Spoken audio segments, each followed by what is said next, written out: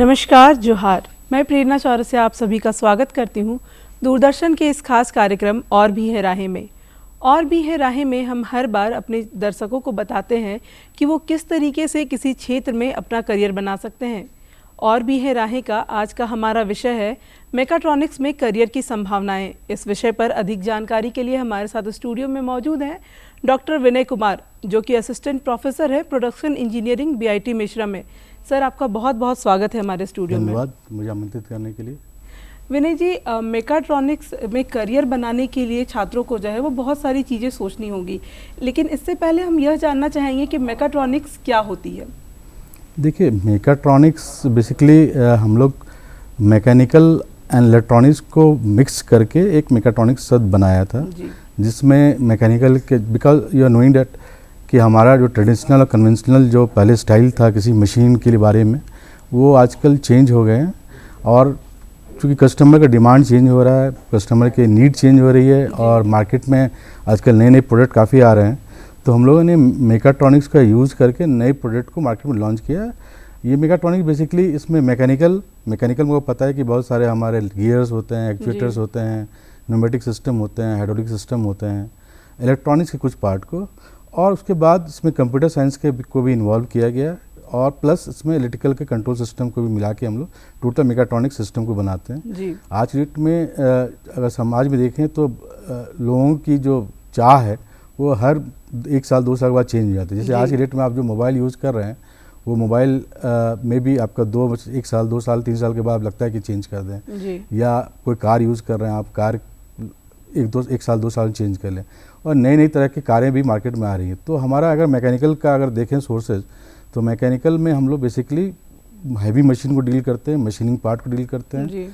और इलेक्ट्रॉनिक्स में हम लोग जैसे माइक्रो कंट्रोलर, एम्बेडेड सिस्टम को हम लोग यूज़ करते हैं जी। और दोनों को मिला के हमने एक नया इस तरह की मशीन बना रहे हैं जिसमें मैकेनिकल भी हो, इलेक्ट्रॉनिक्स भी हो। क्योंकि इलेक्ट्रॉनिक्स में आपका माइक्रो कंट्रोलर हम लोग यूज़ कर रहे हैं, एम्बेडेड सिस्टम यूज़ कर रहे हैं, तो कंप्यूटर का प्रोग्रामिंग जैसे आपका प्रोग्रामिंग लैंग्वेज मस्ट है आपका, जो कि आप इस तरह से आपको प्रोग्राम लिखना पड़ेगा उसमें।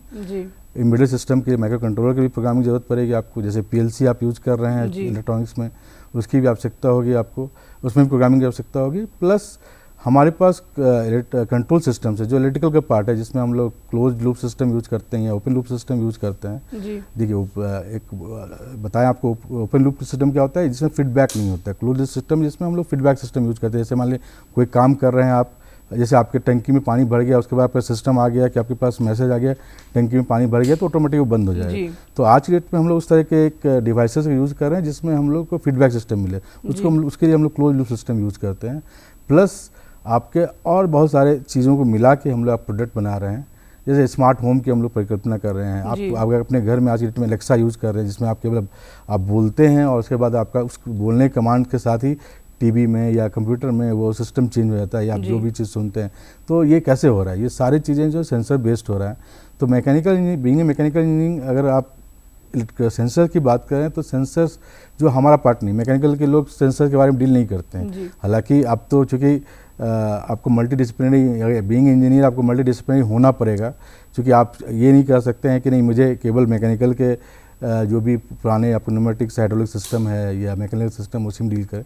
आपको सेंसर के बारे में पता होना होगा, कंट्रोल सिस्टम के बारे में पता करना है। और आज के डेट में आपको पता है कि आपको सभी लोग प्रोग्रामिंग के बारे में जानते हैं। आपको पता है कि आपको माइक्रोसॉफ्ट गूगल के CEO सुंदर पिचाई जो है वो मेटलर्जिकल इंजीनियरिंग है। तो इसका मतलब क्या हुआ कि वो हालांकि ब्रांच कुछ अलग है, लेकिन आप काम कर सकते हैं। तो मेकाट्रॉनिक्स आज की डेट में ऐसा फील्ड है जिसमें हम बहुत सारे एप्लीकेशन यूज़ करते हैं। जैसे मान लें आप रोबोटिक्स, तो रोबोटिक्स आपको पता है कि रोबोटिक्स का आजकल लोग काफ़ी ज़माना बोलते हैं, रोबोटिक्स ज़माना आ गया। तो रोबोटिक्स भी मेकाट्रॉनिक्स के अंदर में आता है। प्लस उसके बाद हम लोग बात करते हैं ऑटोमेशन की बात करते हैं। ऑटोमेशन आज डेट में क्या हो गया कि आपको पता है कि आप मानव रहित काम करना चाहते हैं। ऑटोमेशन ऐसा चीज़ है जिसमें हम लोग चाहते हैं कि मानव का इंटरफेरेंस बहुत ही कम हो और इंटरवेंशन कम हो, क्योंकि आपको पता है कि जब भी कोई भी इंसान काम करेगा तो गलती होने की संभावनाएं हैं, और उन संभावनाओं को कम करने के लिए हमारे पास ऑप्शंस क्या है या तो हम मशीन लगाएं, कोई ऐसा मशीन लगाएं। अगर मान लें, आप एक एग्जांपल बताता हूँ, कोई भी मानव अगर काम कर रहा है, किसी काम को 8 घंटे काम कर रहा है, तो उसके लिए मोनोटोनस हो जाता है और उसके बाद क्या होता है कि वो टायर्ड हो जाता है। बट मशीन के साथ ये सिस्टम नहीं है। मशीन अगर 24 घंटे भी काम कर रहा है तब भी आपका वो मशीन उतना ही एक्यूरेसी से काम करेगा जितना एक्यूरेसी से वो पहले घंटे काम कर रहा था। तो इन सारी चीज़ों को देखते हुए हम लोग आजकल ऑटोमेशन की बात कर रहे हैं, जहाँ पर मानव रहित इंडस्ट्रीज की बात कर रहे हैं। और मानव रहित इंडस्ट्रीज में क्या है कि आपका एक्यूरेसी लेवल बहुत ही हायर रहता है। मानव रहने से चांसेस आते हैं कुछ मिस्टेक्स हो जाए या हमारा जो चाहिए हमें वो मिल नहीं पाता है। तो ये मेकाट्रॉनिक्स जो है आपको उन सारी चीज़ों को फुल क्राइटेरिया को फुलफिल कर रहा है, जिससे हम लोग एक प्रोडक्ट ऐसा कस्टमर को दे रहे हैं जिससे कस्टमर कंप्लीट सेटिस्फाई हुआ। आप देखिए कि जो आज के 10 साल पहले 15 साल पहले जो आप यूज़ कर रहे थे जो भी प्रोडक्ट को, और आज जो प्रोडक्ट यूज़ कर रहे हैं आप, ज़मीन आसमान का अंतर है जी।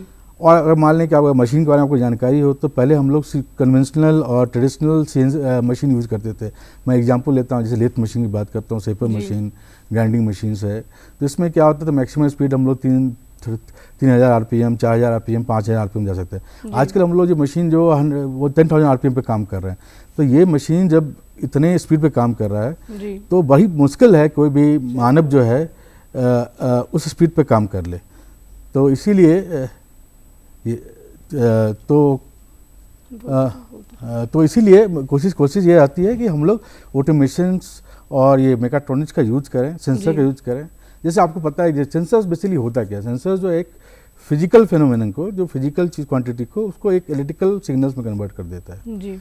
जैसे आप अपने शरीर में देखिए, शरीर एक सेंसर्स भी एक आदमी के शरीर से लिया हुआ एक कॉन्सेप्ट ही है। जैसे मान लीजिए आपकी आंखें हैं, कोई चीज़ देख रही तो आपको पता चल जाएगा कि कितने डिस्टेंस पे क्या चीज़ है और आपको सारी चीज़ दिखता है जी। उसी तरह से हम लोग एक सेंसर बनाते हैं कि जो सेंसर जो हमारा, जैसे प्रॉक्सिमिटी सेंसर्स है, मैग्नेटिक सेंसर्स है हमारे पास, या अल्ट्रासोनिक सेंसर्स है, नंबर ऑफ सेंसर्स हम लोग यूज करते हैं।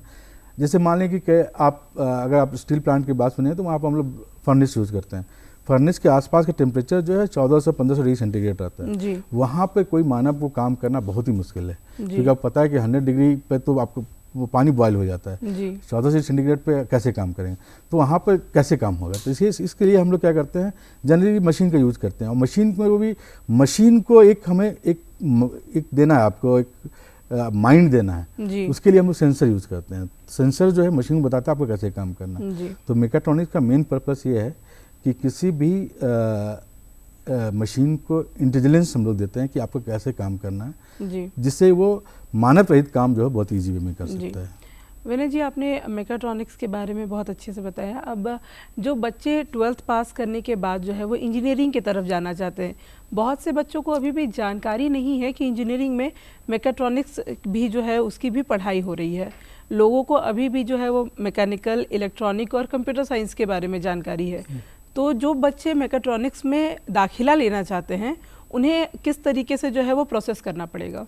देखिए, इंडिया में जो मेकाट्रॉनिक्स का जो ज्ञान लोगों को अभी हाल फिलहाल में बोल सकते हैं 5 साल 10 साल पहले आया जी। लेकिन फॉरेन में इसका बारे में लोगों को पहले जानकारी थी जी। और गार्जियन के पास क्या है, कन्वेंशनल सोच है। जो भी गार्जियन है वो बड़ा कन्वेंशनल में सोचते हैं कि मेरा बेटा या तो कंप्यूटर साइंस में पढ़े या इलेक्ट्रॉनिक्स में पढ़े, इलेक्ट्रिकल में पढ़े, मैकेनिकल में पढ़े। मेकाट्रॉनिक्स एक शब्द नया आया है, तो उनके दिमाग में अभी ये भी नहीं आया कि मेकाट्रॉनिक्स में बच्चा आखिर पढ़े है क्या, उसको मैकेनिकल पढ़ना है या उसको इलेक्ट्रॉनिक्स पढ़ना है, उसको कंप्यूटर साइंस पढ़ना है या उसको इलेक्ट्रिकल पढ़ना है। तो ये चीज़ें कि चूँकि आज की डेट में क्या मल्टी डिसिप्लिनरी जो काम हो रहे हैं, इसमें गार्जियन थोड़ा बहुत जो कंफ्यूज रहते हैं कि हम क्या सब्जेक्ट उसको दिलाएं। कन्वेंशनल सब्जेक्ट सभी को पता है कि एक जो कन्वेंशनल सब्जेक्ट इंजीनियरिंग का बहुत पहले से होता आ रहा है।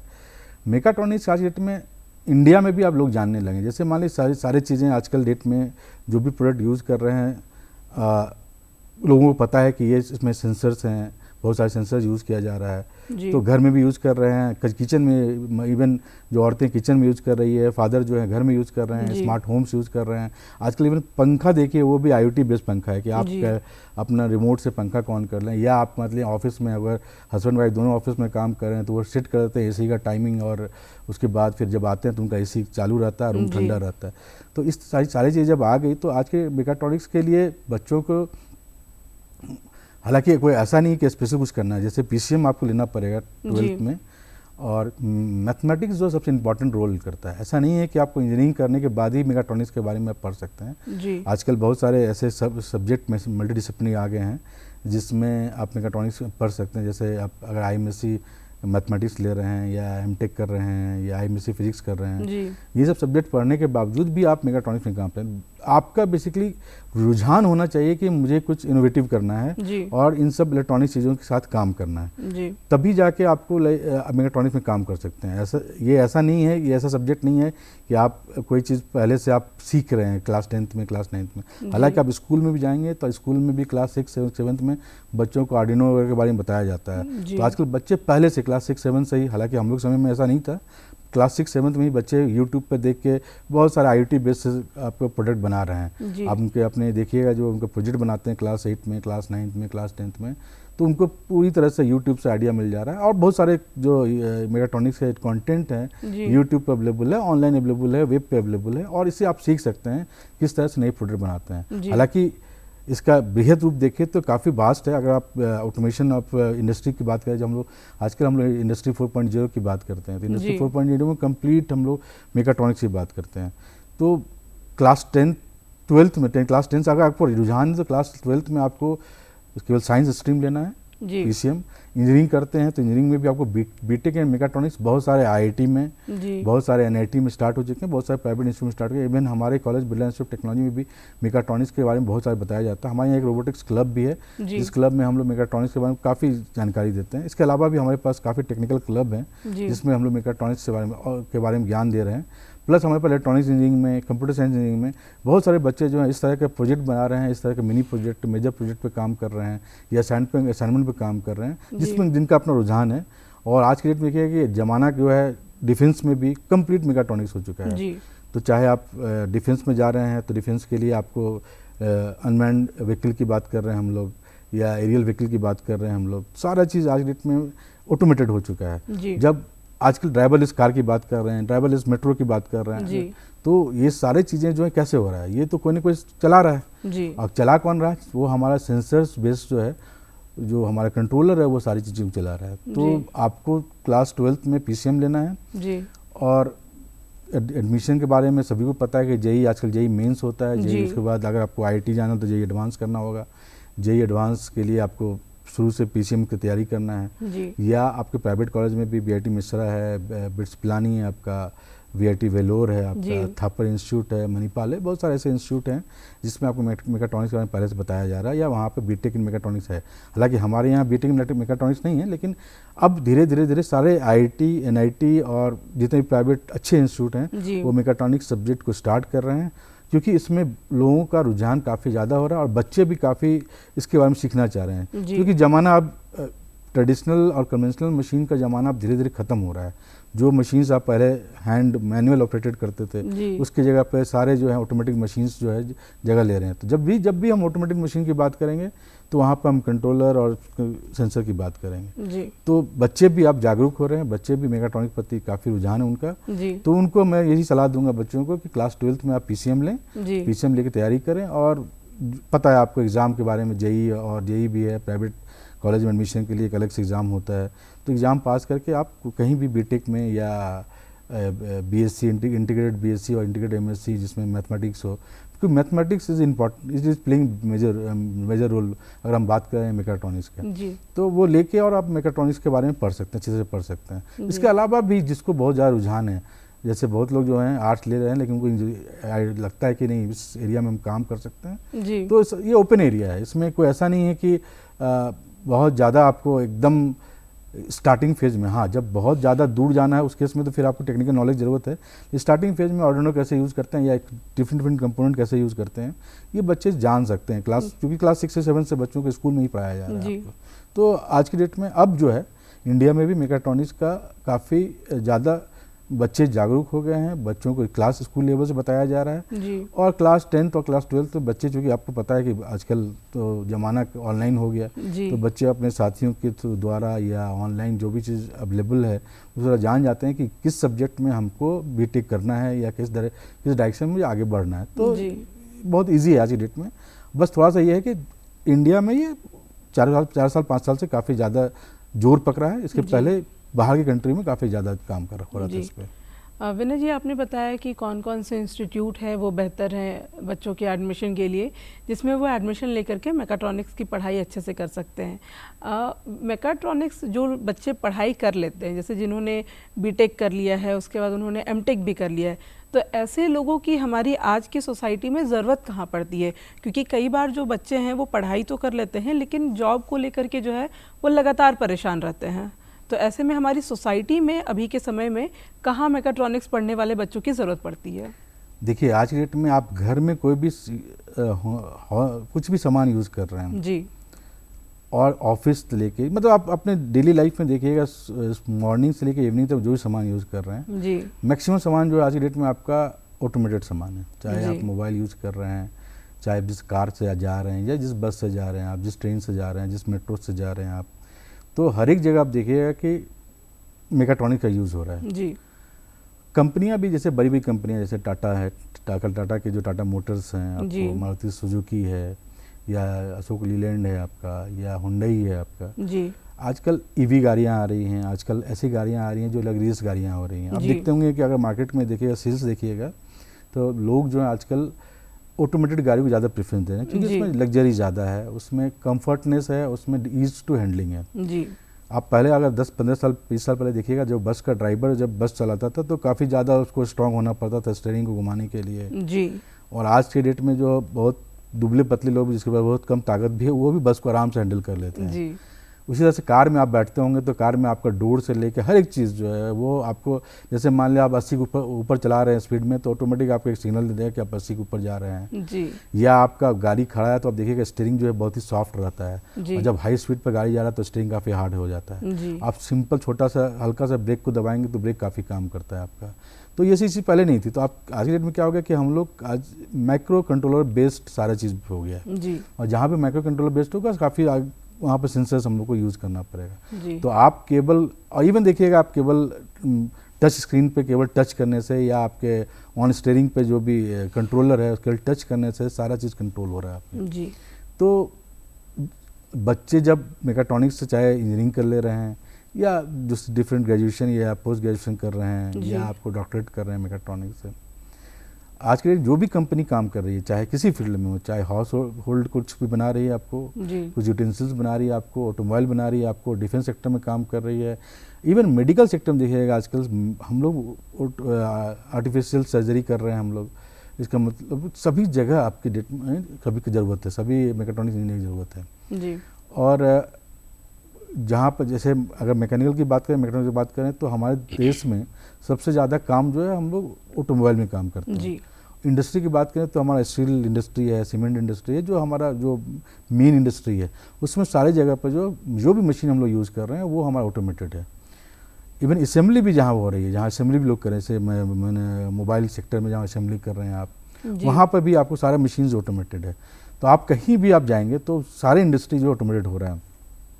छोटा मोटा स्मॉल स्केल इंडस्ट्री छोड़ दिया जाए जी, तो जो भी आपको मीडियम साइज इंडस्ट्रीज है या लार्ज साइज इंडस्ट्री, सारी इंडस्ट्रीज में मशीन जो है आज की डेट में ऑटोमेटेड हो गया है। जी, तो सभी जगह और मेकाट्रॉनिक्स की ज़रूरत है। जैसे मान लिया हम अगर मैकेनिकल की बात करें तो हमें पुराने ट्रेडिशनल और कन्वेंशनल मशीन को हटा के हमने सीएनसी मशीन लिया है। जी, सीएनसी मशीन कहिए या एडेप्टिव कंट्रोल मशीन जो है, जो एडॉप्शन अपने। तो आज की डेट में मशीन जो है वो, पहले क्या था कि मैकेनिकल इंजीनियर बहुत जगह काम करते थे, मेंटेनेंस इंजीनियर काम भी करते थे। आज ज़माना ऐसा हो गया कि मशीन अपने आप को रिकवरी करती है, अपने आप को एरर को चेक करके रिकवरी करती है। जी, तो जब सीएनसी मशीन आपके पास है, एडेप्टिव कंट्रोल आपके पास है, तो जो भी मशीन बना रही, चाहे फानुक बना रहा हो, सीमेंस बना रहा हो, आपको जी बना रहा हो, जी, सारे जगह ऑटोमेटेड मशीन बन रहा है। तो मैकेट्रॉनिक्स इंजीनियर, मुझे लगता है कि मैकेनिकल इंजीनियर की आवश्यकता कम है आज के डेट में, मैकेट्रॉनिक्स इंजीनियर की आवश्यकता ज़्यादा है। जी, तो जो भी कंपनी बड़ी कंपनियां हैं जहाँ पर आपको काफ़ी अच्छे प्रोडक्शन हो रहे हैं, चाहे ऑटोमोबाइल हो, चाहे डिफेंस सेक्टर हो, जी, चाहे आपको मेडिकल सेक्टर हो, सभी जगह आपको मैकेट्रॉनिक्स इंजीनियर की आवश्यकता है। जी। विनय जी, मेकाट्रॉनिक्स और रोबोटिक्स, इन दोनों में कई बार जो है वो छात्र भी कंफ्यूज होते हैं, इंजीनियरिंग की पढ़ाई करने के बाद जो लोग हैं वो भी कंफ्यूज होते हैं। तो क्या मेकाट्रॉनिक्स और रोबोटिक्स सेम चीज़ है या फिर दोनों में कोई अंतर है? देखिए, दोनों ऑटोमेटेड चीज़ है। Mechatronics is a big umbrella, उसके अंडर में हम लोग ऑटोमेशन की बात करते हैं, उसके अंदर में हम लोग रोबोटिक्स की बात करते हैं। देखिए, रोबोटिक्स में क्या है, रोबोटिक्स भी क्या है, रोबोटिक्स भी एक हमारा मैकेनिकल सिस्टम है जिसमें जी। नंबर्स ऑफ लिंक हैं, चाहे हमारे numbers of degree of freedom of बहुत सारे मैकेनिक्स दिया हुआ है आपको, जी। और उसको हम लोग को एक्चुएट कराना है, जी। मतलब उसको मूव कराना है। उसके है चाहे रोबोटिक आर्म हो, वो मूव कैसे मूव करेगा, लेफ्ट जाएगा, राइट जाएगा, अप जाएगा, डाउन जाएगा। बहुत सारे रोबोट्स आजकल इंडस्ट्री में यूज करते हैं, जैसे मान लें pick and place robot use कर रहे हैं आजकल, ह्यूमनॉइड रोबोट आजकल बात कर रहे हैं जो काफ़ी फेमस है, जो सारा घर का काम करने, अब देखते होंगे टीवी में दिखाया जाता है कि जो आदमी की तरह काम कर रहा है। जी।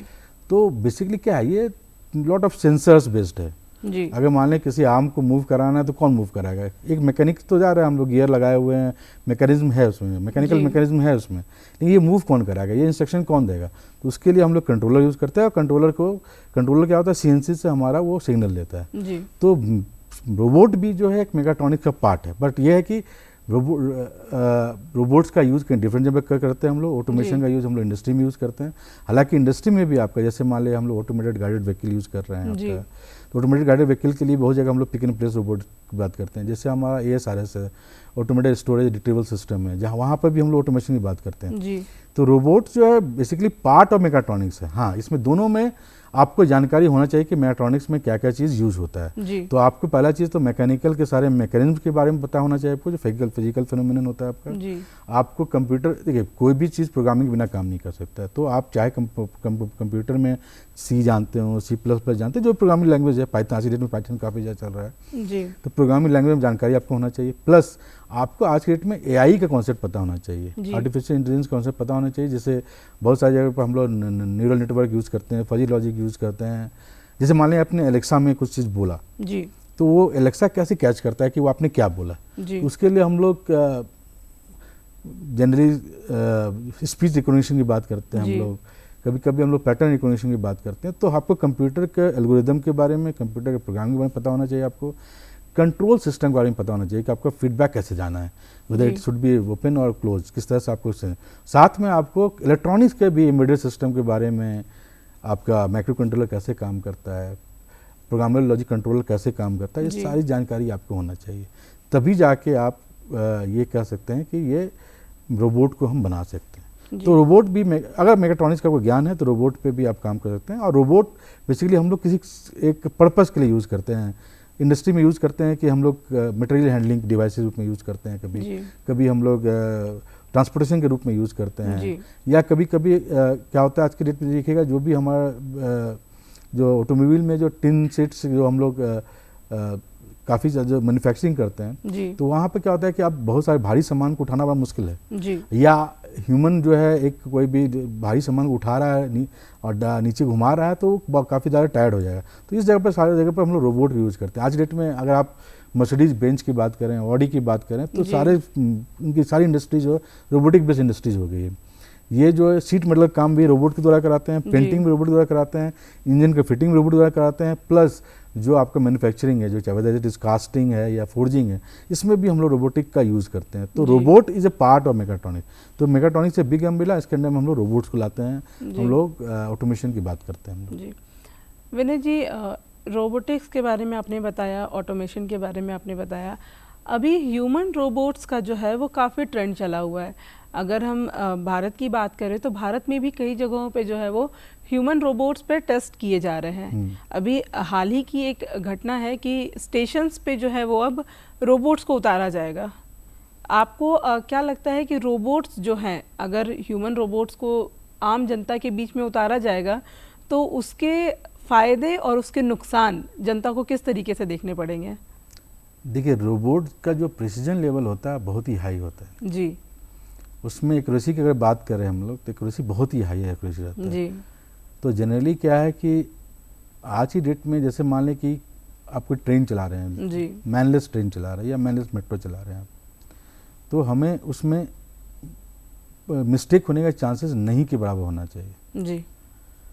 स्टेशन पे भी अगर आप बात करें, रेलवे स्टेशन की बात करें, तो जनरली क्या होता है कि आप देखिएगा कि साफ़ सफाई की बात करें या बहुत सारी चीज़ें स्टेशन पर जो गतिविधियाँ होती हैं, वो जब ह्यूमन द्वारा किया जा रहा है तो उसमें बहुत सारी चीज़ देखिए जहाँ पर आपको दिख जाएगा कि जहाँ गलतियाँ हुई हैं। जी। रोबोट को डालने के बाद क्या होता है, रोबोट अगर उस सारे काम करेगा तो वो हाईली एक्यूरेसी के साथ काम करेगा। जी। तो इसमें गलतियाँ, मिस्टेक होने की संभावनाएं काफ़ी कम रहती हैं। हालांकि देखिए, जब टेक्नोलॉजी चेंज हो रहा है, आप 10 साल पहले का टेक्नोलॉजी देखिए, अभी टेक्नोलॉजी देखिए, 10 साल बाद क्या होगा। जी तो क्योंकि हम लोग हर दिन एक नया एडवांस टेक्नोलॉजी पर बात कर रहे हैं जी जो हमारे ह्यूमन एफर्ट को कम करके हमें को ज़्यादा कंफर्ट दे रही है, ज़्यादा हमारी लाइफ को ईजियर बना रहा है। जी तो इससे देखिए डिसएडवांटेज में ये होगा कि जहाँ पर हमें, आप जानते हैं कि भारत का जनसंख्या बहुत ज़्यादा है जी और बेरोजगारी लेवल भी बहुत ज़्यादा है। जी तो अगर आदमी की ज़रूरत इंडस्ट्री में ज़्यादा रहेगी तो आदमी ज़्यादा लोग एम्प्लॉयमेंट होंगे। जी अब अगर हम ऑटोमेशन की बात करें तो ऑटोमेशन में तो हम लोग ह्यूमन इंटरवेंशन की बात ही नहीं करते हैं। जी ह्यूमन का इंटरवेंशन होना ही चाहिए। तो जहाँ पर आदमी नहीं रहेगा तो फिर वहाँ जॉब भी नहीं है। जी जॉब नहीं है तो इसका मतलब नहीं है कि अगर कि जॉब सारी खत्म हो गई। जी लेकिन डेफिनेटली एक चीज़ तो है कि आपका जॉब जो संख्या थी, जहाँ पर 100 लोगों की ज़रूरत थी वहाँ पर हमें 10 लोगों की ज़रूरत है। जी तो एक तो ये डिमेरिट है। लेकिन मेरिट की बात करें तो सारी चीज़ रोबोट को आप चाहे स्टेशन पर उतार दीजिए चाहे किसी जगह पर उतार दीजिए, वो आदमी से बेहतर काम करेगा। क्योंकि वो एक क्या है, प्रोग्रामिंग में किया हुआ है, उसमें सर्टेन डायरेक्शन दिया हुआ है, उसको एक इंस्ट्रक्शन दिया हुआ है कि किस तरह से काम करना है, और जो इंस्ट्रक्शन उसको मिला हुआ वो इंस्ट्रक्शन को कंप्लीट फुलफिल करेगा विथ हायर एक्यूरेसी। तो उस मानव को जिस तरह से हम लोग जो ह्यूमन को जो किसी जगह पर काम करा रहे हैं और रोबोट को काम करा रहे हैं तो हमें बेटर परफॉर्मेंस मिलेगा।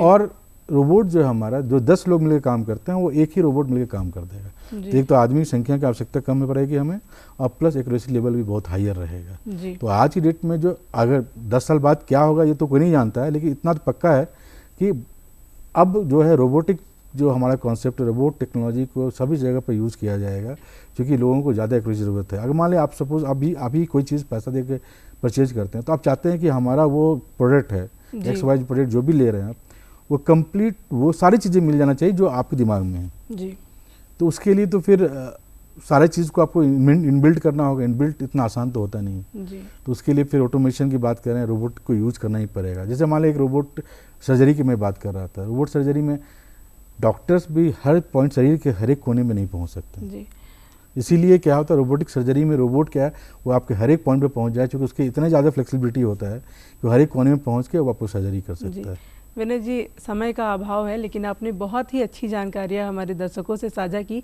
कि किस तरीके से वो मेकाट्रॉनिक्स में अपना जो है वो करियर बना सकते हैं। इसके लिए आपका बहुत बहुत धन्यवाद। नमस्कार। अब मुझे और मेरी टीम को दीजिए इजाज़त। अब हम मिलेंगे आपसे और भी है राहें के अगले अंक में किसी और विषय पर किस तरीके से अपने करियर को बना सके इसकी अधिक जानकारी को लेकर।